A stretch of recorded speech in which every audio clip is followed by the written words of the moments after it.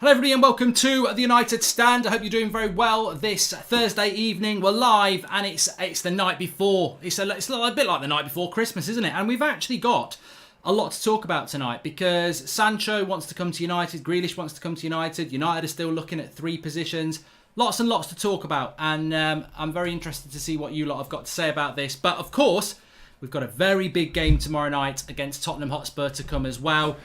We did the press conference reaction this morning. This time tomorrow night, we'll just be ready for kick-off. Watch along on the United Stand. Make sure you join us for that. But let's start. I don't know why I've got that in here. But let's start off with there's two big stories really. Sancho and Grealish want to come to Manchester United. Now this is the sort of story that we probably would have liked a month ago when there was no football. But 24 hours before there's a football match, we're sort of spoiled. You know, we're like the rich kid with wakes up on Christmas Day morning and he's got a sack full of presents. No coal in there.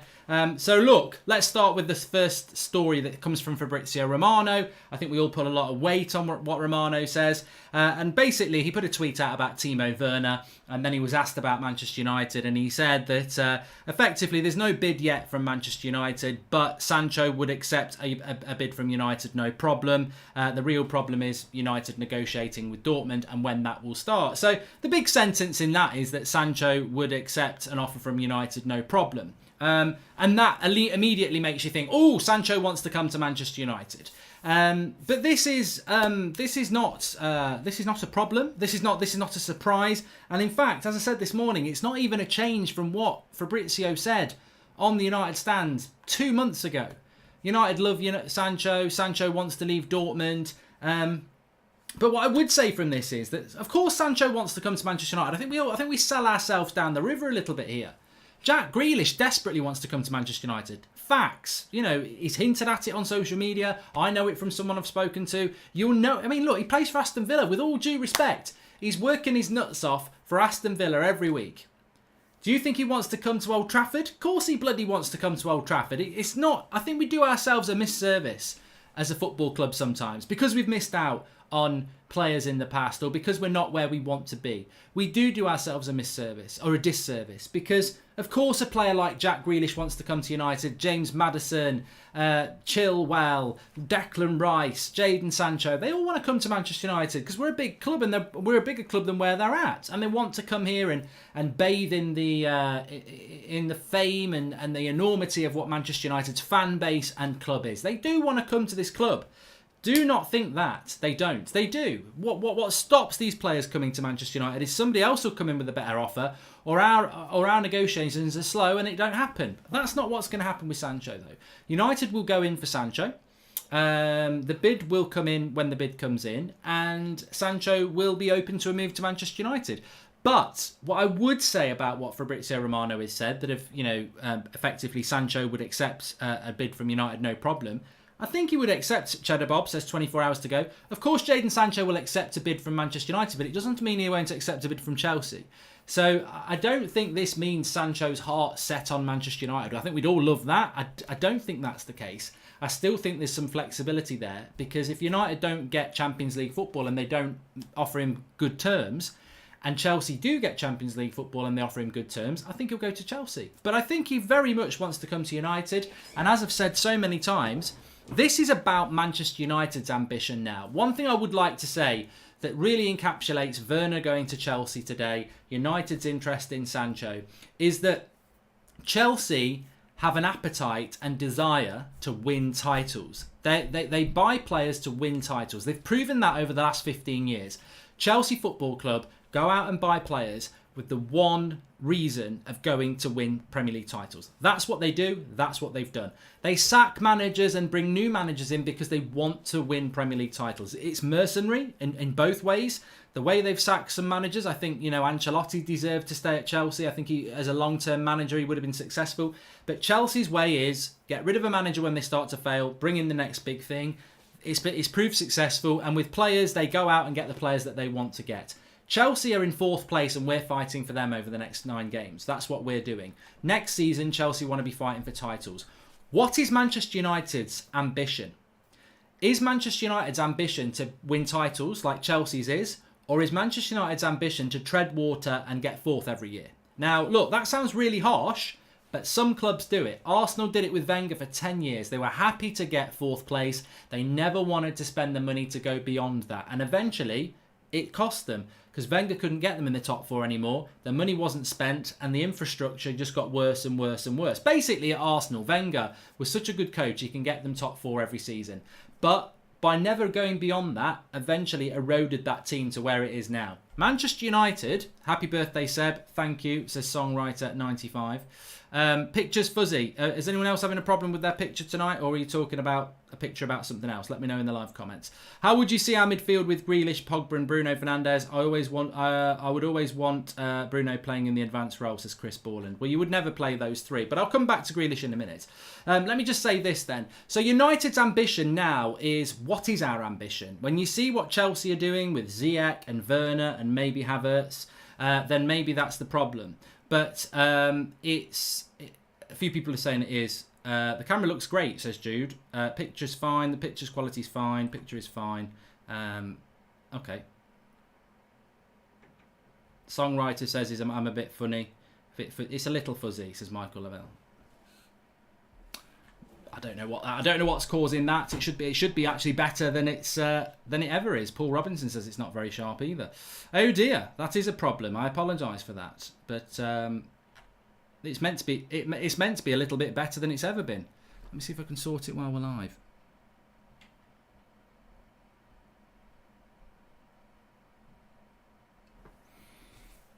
I don't know. It's meant to be better. Maybe I'll go back to the old camera. Sorry about that one.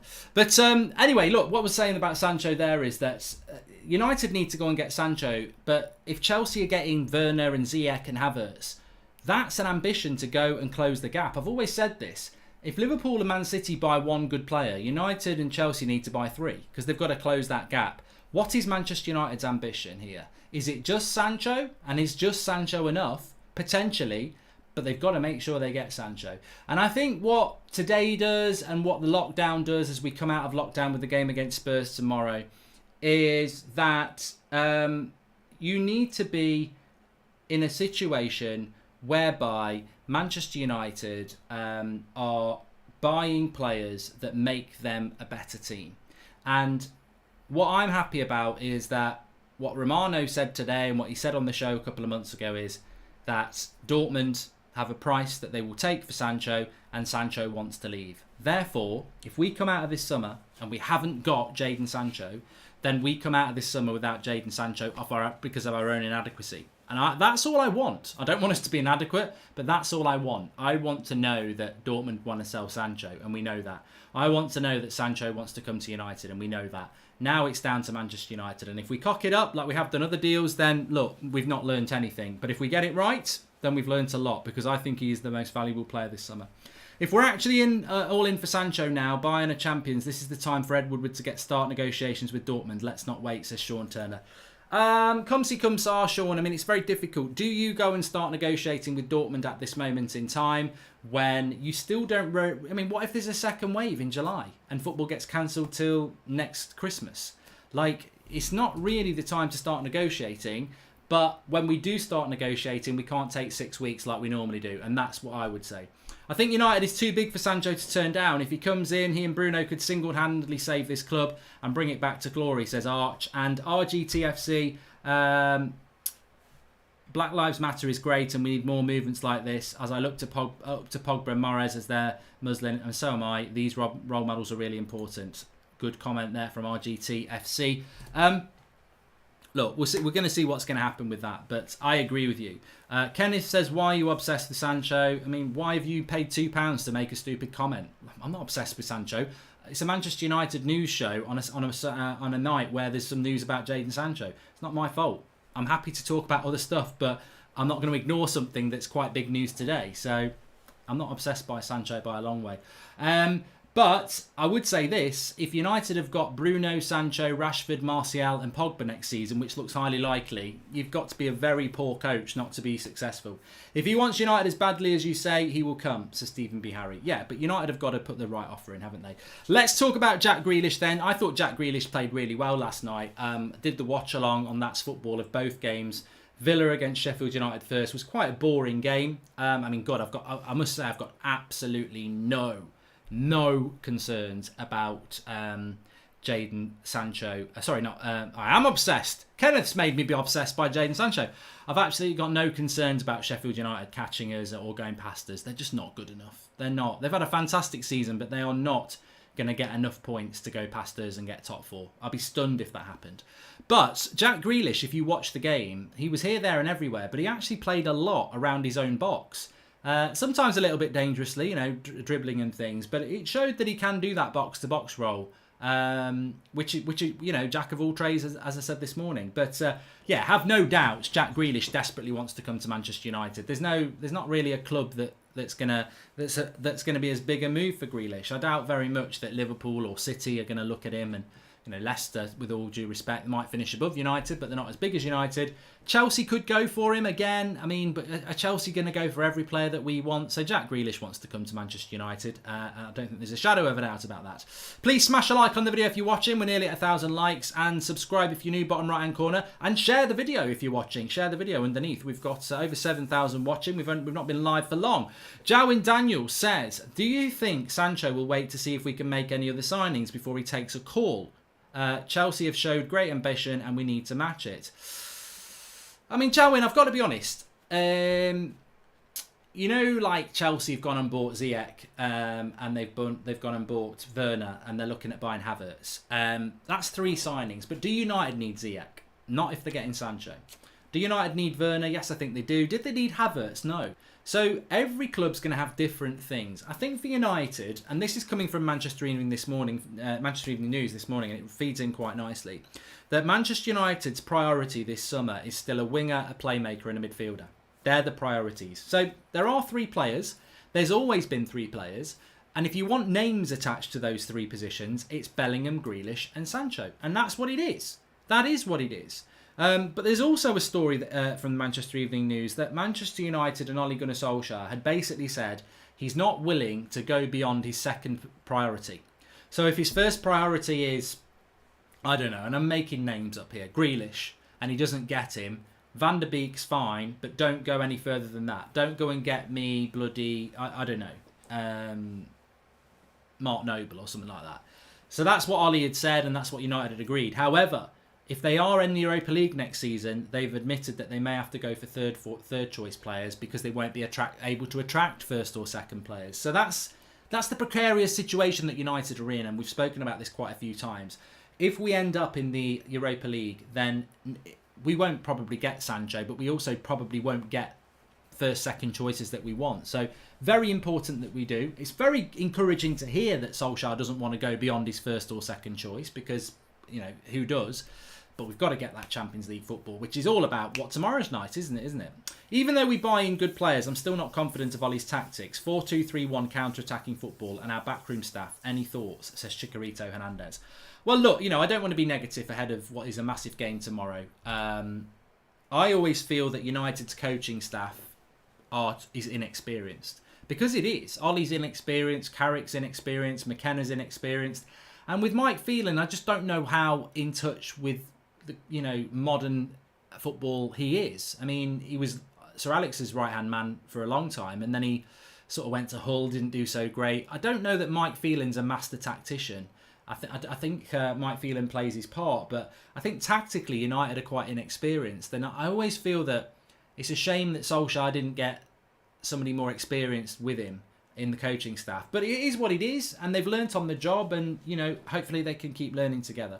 Pogba looks really happy in training, says Sean Turner. I think he's going to sign a new deal. So why would Grealish join us to sit on the bench? I can't see it, says Sean Turner. I don't think Pogba's going to sign a new deal. Pogba looks very happy in training all the time. It doesn't mean that he didn't want to leave last summer. We have much better talent in Greenwood than Werner, but such importance to Bellingham seems double standard, says Anabav Malik. And thanks for the super chat. Adam says, hi Mark, I'm a bit sceptical about us getting Grealish. Don't get me wrong, I think he's a good player, but the money Villa will ask for is world-class player money, and I don't think he is that. Van der Beek has a higher ceiling. I agree with you on that. What's your take on the Willian chatter? Free agent and great talent. Whatever. Hey, he's not a great talent, Akshay, is he? Come on. Samari is a good option, says Akshay. I do like him. And I mean, look, in relation to those three positions that United are looking at, attacking midfielder and right winger, on Bellingham, there was an interesting story coming out of Bild today that there is, and we spoke about it, I think we spoke about it yesterday morning as well, but interesting that more is coming out of Germany, that Dortmund have effectively won the race for Bellingham, but they can't afford the fee that Birmingham want. £18 million is what Dortmund want to pay for Bellingham, but Birmingham wants closer to £31 million. It's interesting, isn't it? I mean, again, you compare to Chelsea. If this is a player that United want... Sorry. If this is a player that Manchester United want, then why would you not pay that bit extra that Dortmund can't afford? But it all feeds into everything again. And I saw it again today. Somebody was saying maybe United won't go in for Bellingham so that Dortmund will let them have Sancho. And I just don't think that... I personally think, look, and this didn't actually happen last summer, but if it did, it was wrong. We didn't go for Tielemans so that Leicester would let us have Harry Maguire. Well, I think that was a stupid mistake. It didn't happen, but it would be a stupid mistake because we needed a midfielder and we needed a centre-back. And ultimately, Harry Maguire wanted to leave Leicester and come to us anyway. So, we're Manchester United. We don't need to be bartering with Dortmund and Leicester. So, either Bellingham is available for United to go and get, and if he is, pay the money, or let him go to Dortmund. I think that, not going for a player because it might let us make it easier for us with Sancho, I just don't agree with that. I don't agree with that. And I think that United want Bellingham. We've shown him round Carrington. Let's bid for him. And if Dortmund can't afford 18 million, then it just shows you a wider picture that they don't have a lot of money. I think that United should be looking at offering the 25. I wouldn't pay 30 million for Bellingham, but you could pay 25. And to be honest with you, 16 years of age, he's probably... If Dan James cost 15 million last year from Swansea, right? Bellingham is younger by 4 years. He is got way more potential because of his age, but also because of where he plays. If United don't think 25 million is a fair offer for Jude Bellingham, then I don't know what we're doing. Like, you can't play 15 million for Dan James and then say you're only going to pay 18 million for Jude Bellingham. I know there's a bit of a drop-off, but United should be constructing this deal. They should be going, we'll give you 15 million up front, and after so many first-team appearances, we'll give you another 5, and then we'll give you another 5. That's what United should do. If Bellingham didn't choose us, then why pay for him, says Daniel Malinga. Well, I mean, look, I can't disagree with you on that. I think that is a point that some people will agree with Daniel on. But I also think that, sometimes, Roy Keane had agreed to go to Blackburn Rovers. He ended up coming to Manchester United because we got in there at the end. And this is a little bit different, but sometimes, we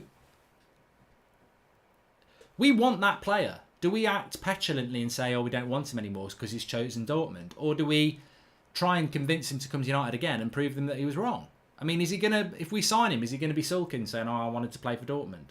Bellingham could be a generational player. If we miss out, he could end up at Liverpool or Chelsea in 2 years and become the next Gerrard or Lampard, says Chris Borland. And I agree with that. And I think that's why it would be a mistake not to do it. If we can't get Bellingham, we should try to get Camavinga, says Terry11235. Well, that's the encouraging thing. That if we are genuinely looking for a midfielder and an attacking midfielder and a right winger, then if we don't get Bellingham, what are we going to look at next? Somebody was just saying in there in the live comments that we do need a centre-back. And I've got to say that I sort of agree.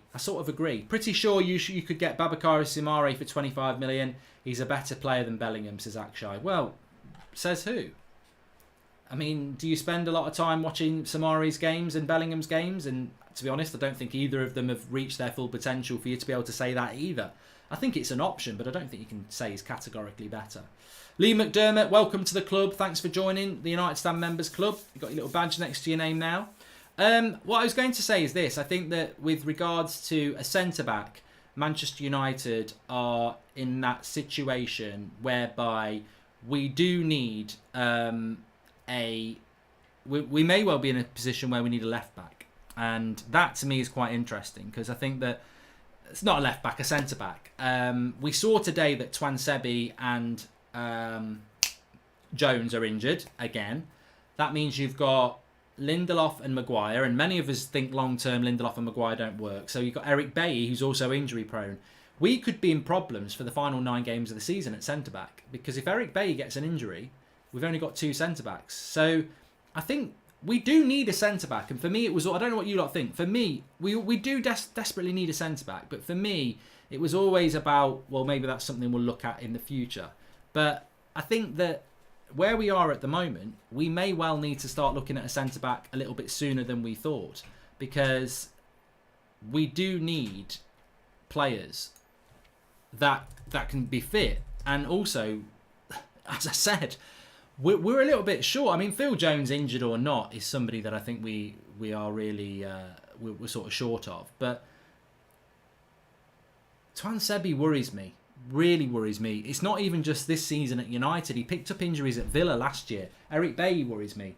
I think we do need a centre-back, and I don't think we'll go 1-for-1 this summer, but I do think that we need a centre-back, and I wonder if we're gonna be looking at that seriously or not, because it doesn't look like we are. It doesn't look like we are at the moment, but we'll see what happens with it.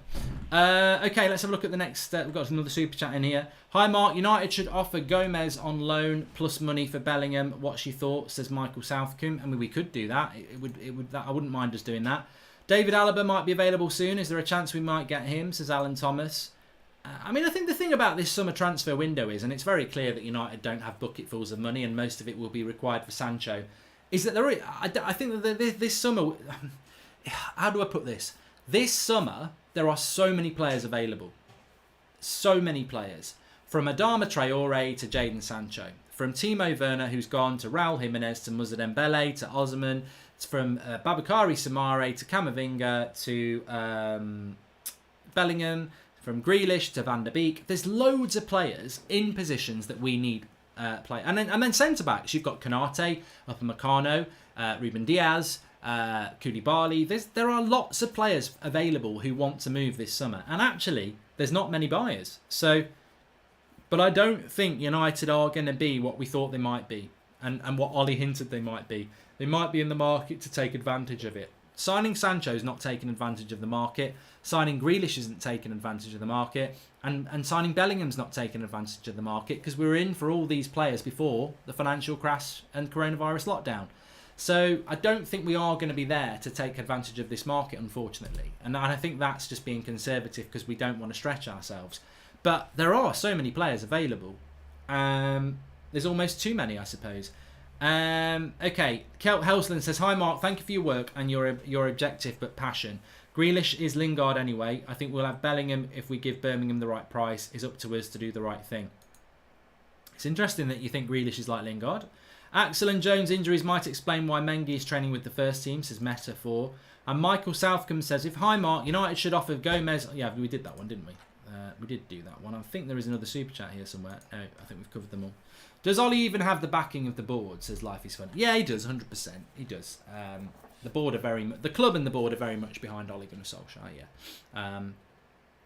I think that is very clear. They want him to succeed. They don't want to sack another manager. They have bought in players that they didn't have to. I mean, Bruno Fernandes in January. If you think about it, we don't normally buy in January. We certainly didn't do it for Van Gaal when he needed it. We didn't do it for we did do it for Mourinho with Sanchez, didn't we? But we don't often do that. Jason says, hi Mark. You said we probably have 70 million transfer budget, but does that budget increase if we make the Champions League? I don't think it does, Jason. No, I think that I've always based... Look, if I'm honest with you, I'm basing my assumption that Manchester United will get the Champions League. That's what I'm thinking. I think Manchester United will get Champions League football. So I think we've got 70 million to spend because that's what we've had for the last couple of years, 70 million net. And then I think anything above that is what you sell. And we will sell some players. So... You're looking at 70 million net, I think. Can we have a centre-back on loan? Maybe not this window, but a season-long loan deal will do as well, says Akshay. But what if you're going to do that, why not get the best centre-back that's been on loan over the last 12 months, and that's Chris Smalling, who we own anyway? Don't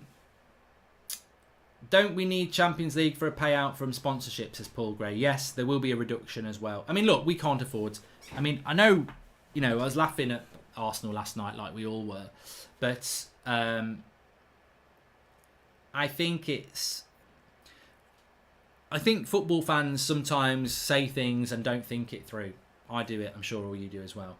But when Arsenal fans are saying we don't even want to be in the Europa League next year, we're bored of it. It's about 10 games at least where you've got revenue coming in. It's competition money. It's millions of pounds for Arsenal that they can't not want to be in the Europa League because of the money. They might not want to be in it because it's a pain in the arse and they'll never win it because they're crap, but they do need the money from it. And it will be massively impactful if United end up in the Europa League again. Trying to be optimistic, but I'm not hopeful. I'm wrong, says Robert Thompson.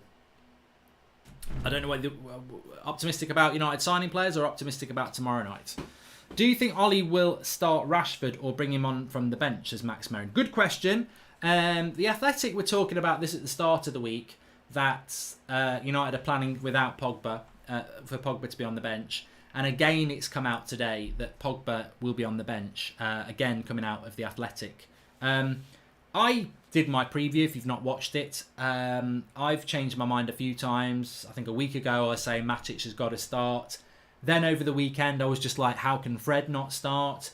And now I'm saying I think it should be Fred and Pogba. So, and I'm going to stick with that. And I don't make any apologies about changing my mind. I mean, I've changed my mind on my own arguments in my own head. So I don't apologise for that. I think people just get, you tweeted this last week, so bloody what? There might have been an event or something, or a stat or something that's made me change my mind. I'm Pogba Fred as our midfield too for what I said in my preview, and I'll summarise it in this.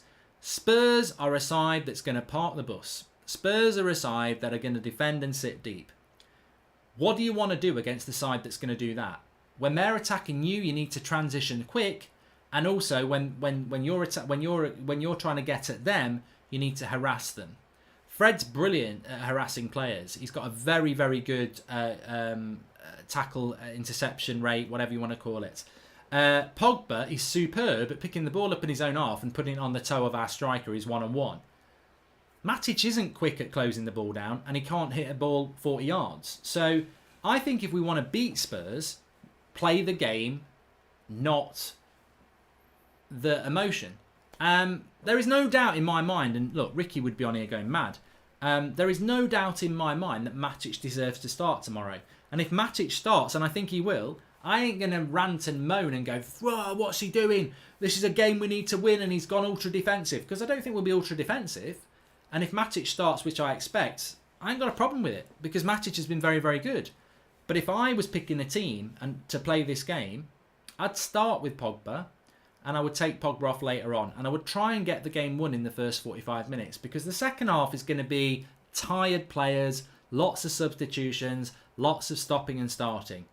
First 45 minutes, there's not going to be any substitutions unless someone gets injured. And the game will be dictated by whoever wants to try and get that game. And United could go and dictate that game from the first few minutes. When we win the ball off Spurs in our own half, you've got Pogba with the passing range. And when we want to win the ball in their half, you've got Fred who can go and get the ball. Matic will shield our back four and play sideways passes, and the game will move steadily. Do you want the game to move steadily, or do you want to get at Spurs? And I just think Pogba and Fred would allow us to do that. But it doesn't look like we're going to do it. It looks like we're going to go with Matic and Fred, which, I'll put my hand up and say, fair play, Ollie. He's sticking with the players before the break. But, is that the way to do it, or should we try and win the game? And look, of course we can win the game with Matic. That's why for me, when it is Matic and Fred tomorrow, I'm not going to go, oh, bloody hell, Pogba should start, because I still think we can win the game with Matic and Fred. I just tactically would have approached it a little bit differently. I think what Ollie meant to say was we're going to be taken advantage of by Chelsea in the transfer market, says Adams. And Kelt Helston says, I have to make another super chat here because that comment was scandalous. Grealish is better than Lingard. Do you think the youngsters will play Lask, Greenwood or James from the start? James, the speedy sub. I would start James tomorrow. I mean, it's something that we've not really discussed that much because it's all about the midfield. I think Rashford has to start because, there's not four other left wingers playing brilliantly like there is in the midfield. So Rashford starts for me. But I suppose the interesting thing is, if Rashford has to come off at half time, who goes to the left? Maybe Dan James will be on the bench and Greenwood will start. But I would start Dan James. Animesh Ranjan, and that's assuming we play a 4-2-3-1. What I would say is, and look, again, it doesn't mean we'll lose the game, but if he plays a back five or a diamond, I'll be really disappointed. If crowds won't be allowed in full capacity as a measure against another outbreak, would playing Champions League still bring in more revenue than the Europa? Says Animesh Ranjan. I think in some way or form there will be fans in the crowd in the grounds next season. It may not be full capacity, it may be social distancing, 2 seats, then a spectator, etc. But you could half or a third fill Old Trafford anyway, and most grounds, which brings in some revenue. Nana Atu says, so Mark, educate me here. The reason Chelsea bought Werner and we still have to wait to buy Sancho is because Werner had a buyout clause, but Sancho hasn't, and that's why we have to wait for the transfer window to open. That's exactly right, Nana.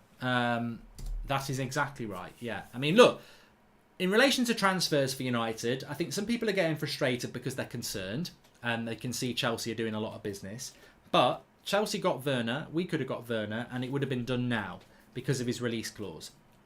Sancho hasn't got a release clause that needed to be activated by June the 12th, so the negotiations haven't started yet.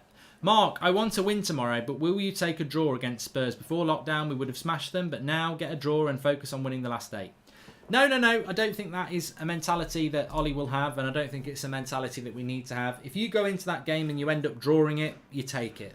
But going into it before the game, you try and win it. It's not a game to go, it's our first game, let's take a point. When you're always better off with the points on the table. And at the moment, Chelsea have got the points on the table and Leicester have got the points on the table. And they don't play till after us. So if we draw with Spurs, Chelsea and Leicester are like, well, you know what? They're not putting any pressure on us. So we need to win tomorrow to put pressure on. I think Watford will beat Leicester on Saturday lunchtime. I know that's a big if, but that's one of the games I think they'll drop points in. So if we want to catch Leicester, we need to get 3 points tomorrow. And if we draw with Spurs and Chelsea beat Villa, which I think they will, because I don't think Villa looked very good, they're 5 points ahead of us. So, you don't want to let that gap get bigger. Of course, we could win our last 8, but no, I think we've got to go and win tomorrow. Although I do think it will be a draw. Mark, have you heard when and where Europa League will be played? Says Per Eric Klassen. So the Europa League is going to be played in 3 venues in Germany over 1 leg. We'll play the second game against Linz at the start of August. And then all the way through to the 21st of August, you'd get 1 quarter-final, 1 semi-final and 1 final. So, yeah, it'd be like a mini World Cup, won't it? Yeah, looking forward to that. So I am. Kjelt Helsland says, McTominay's got to play tomorrow. He is a potential game changer and a leader. I actually think he is a CDM we are looking for. My words, Marquino. I tell you what, I'd be absolutely stunned if McTominay starts. Not because I don't think he doesn't deserve to start, but I just don't think he's in the equation, is he? Bruno starts, and then it's Pogba, Matic or Fred. I can't see McTominay starting, but then again, it would be a shock. But would you moan about it? You'd probably say, wow. Mark, what's your opinion on Adama Traore for right wing, says Kalen Prasad? I don't really have a lot to say about that. It's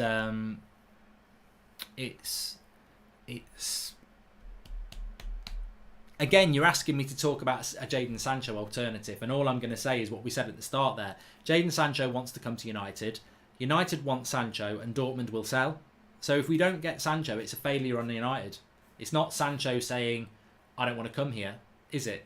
And we'll either fail because we don't negotiate properly, or we'll fail because we didn't get in the Champions League. So to think about, I'd take Adama Traore, we've got to fail for us to even think about it, because ultimately the player we want is Sancho, and we should get Sancho. So I don't even want to think about Adama Traore or Leon Bailey or any other right winger that might be quite good for us. I mean, if we end up with Willian, I'm going to cry.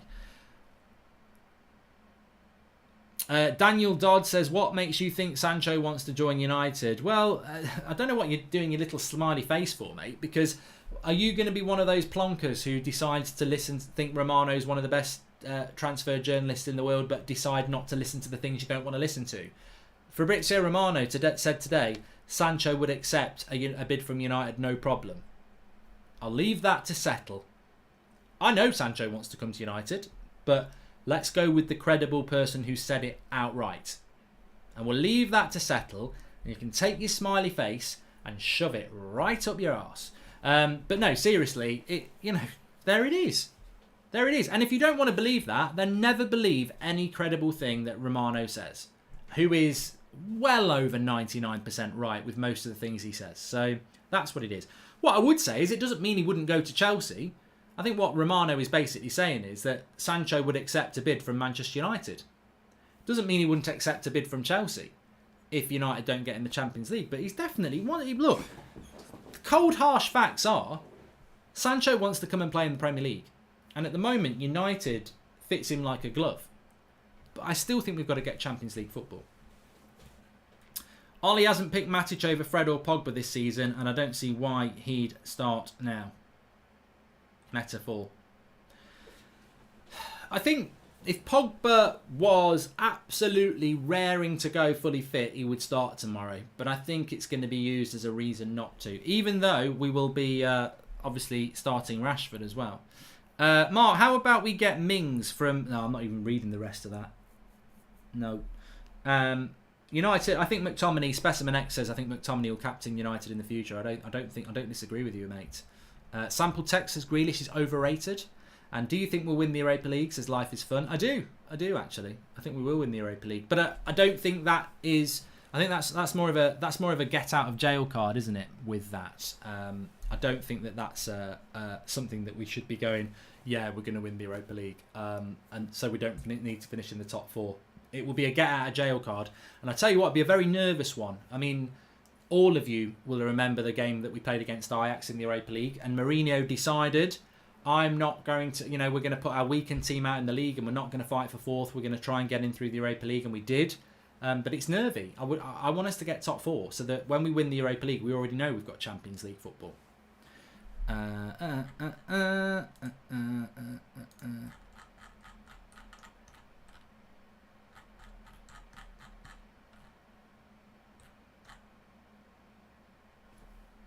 Card Tricker Jeffrey says, Mark, I just joined. Hope Seb had a good birthday. He did, thank you. Obviously, a lot of people are following me on Instagram.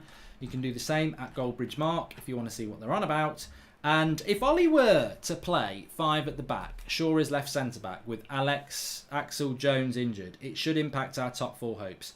Shaw, Williams need a break, says Sharon Van Schridder.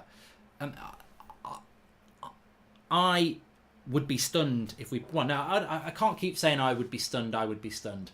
I would be very, very disappointed if we played a back 5 tomorrow, because Spurs are going to play deep and try and hit us on the break. So why would we play 5 at the back?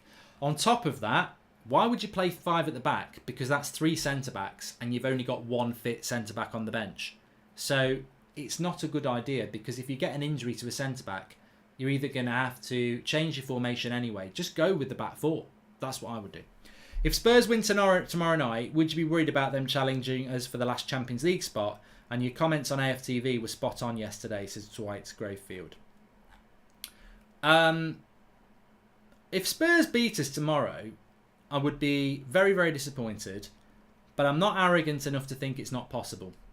Spurs have got some good players. And in the Premier League, most teams can beat each other. And we've seen that this season.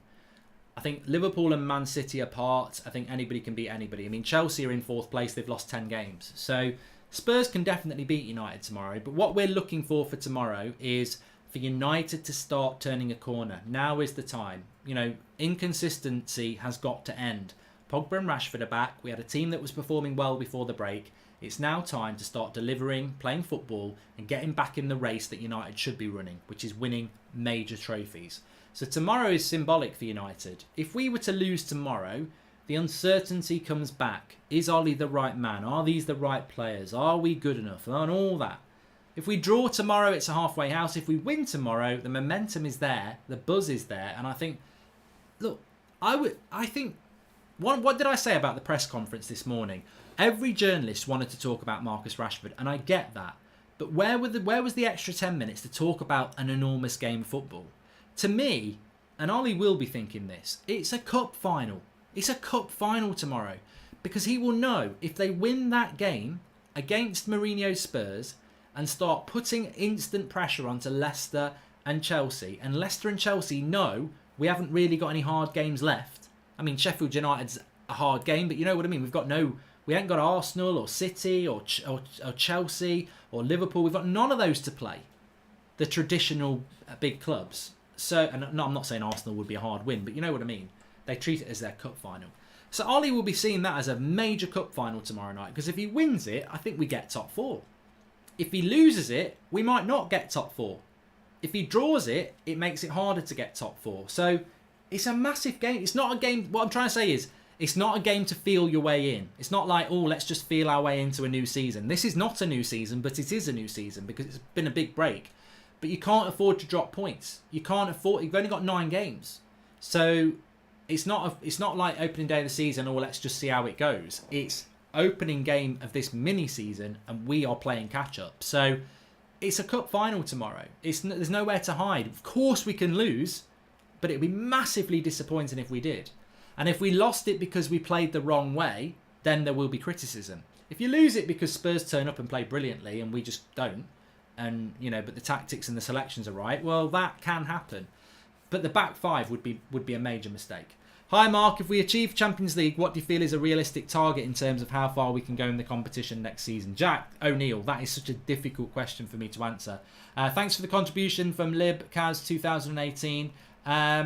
And Dwight Gravefield, even if we get 4th, I want Ollie gone. Perfect chance to get a good young middle-aged manager in to take us to the next level.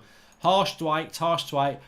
Jack O'Neill, in relation to what we're going to achieve next season, I don't even know what we're going to achieve this season. So it's a major hypothetical. I think, look, I'm just focused on the next 9 Premier League games, and I still think we can get 3rd place. Point is good. Chelsea's running is horrendous, says Carl Fleming.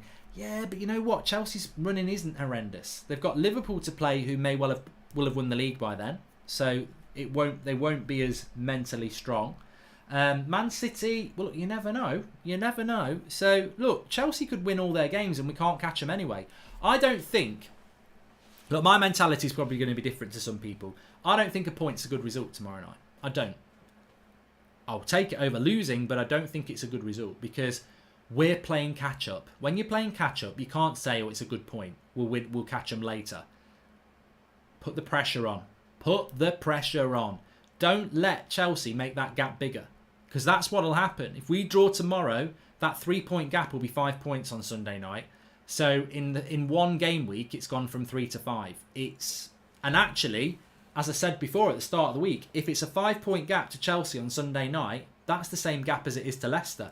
Because I think we'll beat Leicester, who are 8 points ahead of us. So you're then having to try and finish 3rd.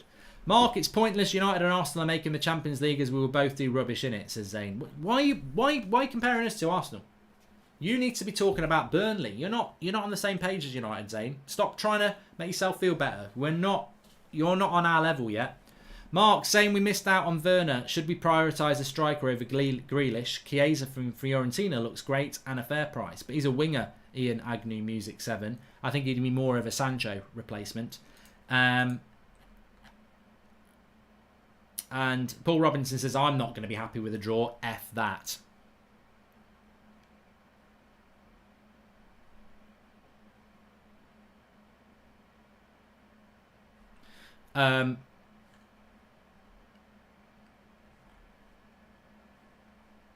Hold on.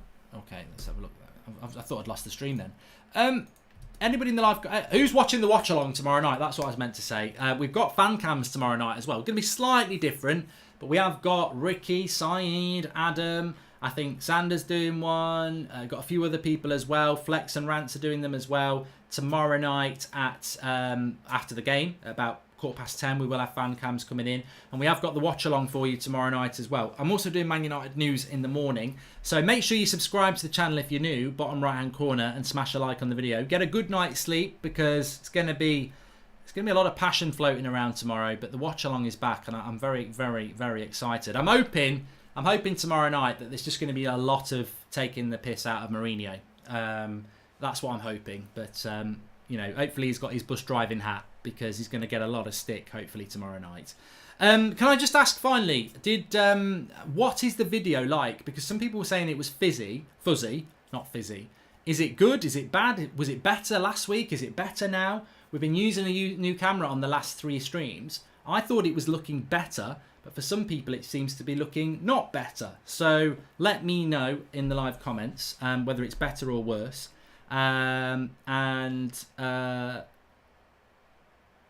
Some people are still saying it's a little bit fuzzy. Low resolution. It shouldn't be. It is going out at 1920 1080. Coco says it's way better. Somebody says it's worse. I'll check it later. A lot of people are saying it's better. I think it's. I think we've just got a few trolls. That's fine. That's absolutely fine. Okay. Well, thanks everyone for watching. We are back tomorrow with a big stream. Over 8,000 watching an 8 o'clock show. Remember, we're live every night at 8 o'clock, apart from tomorrow when we will be live for a match. Subscribe if you're new, bottom right hand corner. Fantastic community, great questions, and get to bed, get some rest. Some of you got to be up early, some of you have got to be up late tomorrow. Let's see how it goes. I think let's go for the win. Fortune favours the brave. I'll speak to you soon.